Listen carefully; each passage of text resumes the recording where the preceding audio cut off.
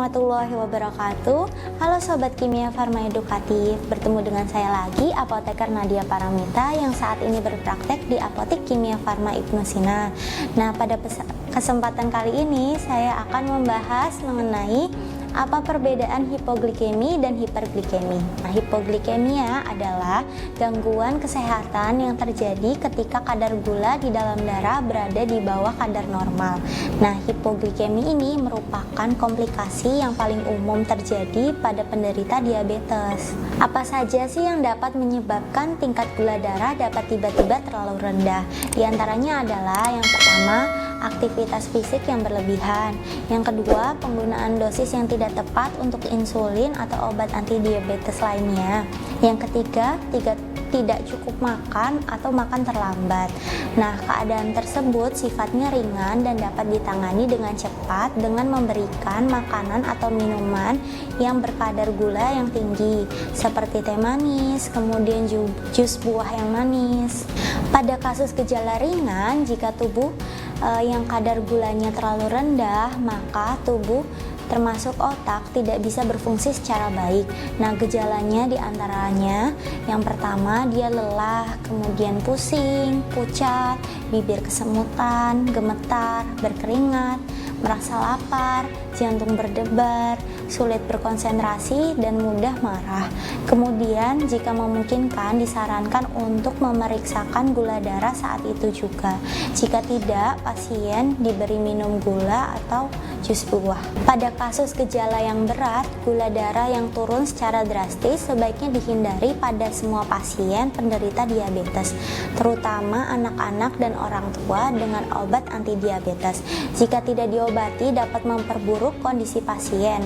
Nah, penderita hipoglikemi ini yang kondisinya makin memburuk akan mengalami gejala seperti mengantuk, gangguan penglihatan, seperti kebingungan, gerakan menjadi canggung, bahkan berperilaku seperti orang mabuk, kemudian kejang sampai hilang kesadaran. Bagaimana penanganan jika sudah terjadi hipoglikemi?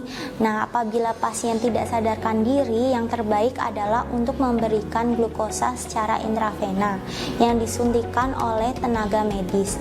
Nah, gejala yang memperburuk tersebut umumnya terjadi ketika kadar darah turun secara drastis akibat hipoglikemi yang tidak mendapat penanganan secara cepat dan tepat.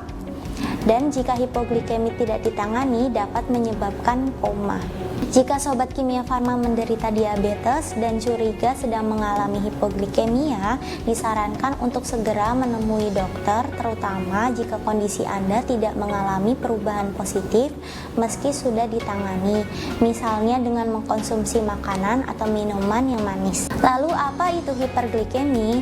Nah, hiperglikemia yaitu kadar glukosa darah sangat tinggi, yaitu lebih dari 300 mg per desiliter. Nah, keadaan hiperglikemi dapat menyebabkan gangguan penurunan kesadaran atau ketoasidosis, kemudian mengalami infeksi yang berulang, dan dapat menurunkan berat badan secara drastis. Nah, apa aja gejala hiperglikemi? Yang pertama, mulut dan kulit terasa kering, kemudian sering merasa kehausan, pusing, penglihatan menjadi buram atau kabur, kemudian buang air kecil meningkat. Kemudian yang terakhir, nafas terengah-engah dan bau nafas tak sedap. Nah, bagaimana cara penanganannya? Yang pertama, jaga pola makan dan minum. Pastikan untuk konsumsi makanan dengan indeks glikemiknya yang rendah. Makanan yang memiliki indeks glikemik yang rendah maksudnya makanan yang tidak mudah merangsang peningkatan glukosa dalam darah. Contohnya, seperti zat-zat makanan yang banyak mengandung serat, seperti buah-buahan, sayuran, kemudian ikan beromega 3, kacang-kacangan, bawang putih, dan biji-bijian. Tidak hanya makan yang harus dijaga, asupan minum juga harus diperhatikan. Banyak mengkonsumsi air putih bisa membantu menurunkan kadar gula di dalam darah. Konsumsi penurun gula darah dan suntik insulin. Nah, jika diabetes sudah kadung menyerang, maka mau tidak mau kita harus rutin mengkonsumsi obat penurun gula darah. Dalam beberapa kasus diabetes mellitus, dokter juga akan memberikan suntikan insulin dengan dosis tertentu.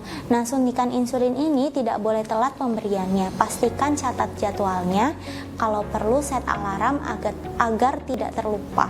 Yang terakhir, lakukan pengecekan secara rutin. Nah, pada pasien, khususnya bagi kita yang mengidap diabetes mellitus, pengecekan secara rutin sangatlah dianjurkan, sehingga kadar gula darah dapat terkontrol.